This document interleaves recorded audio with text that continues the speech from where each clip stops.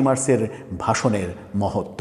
আমরা আমাদের এই পর্বে কোনো ধরনের কোনো আলোচনায় যেতে চাই না। 7ই মার্চের আলোচনা নিয়ে কিংবা রাজনৈতিক বিতর্ক নিয়ে আমরা কোনো ধরনের কোনো কথা বলতে চাই না। শুধুমাত্র নির্মলেন্দু গুণের সেই কবিতাটা পাঠ করে বঙ্গবন্ধুর সেই ঐতিহাসিক 7ই মার্চটা স্মরণ করতে চাই। চলুন যাই, নির্মলেন্দু গুণ কি অসাধারণভাবে 7ই মার্চের বর্ণনাটা দিয়েছিলেন তার কবিতায়।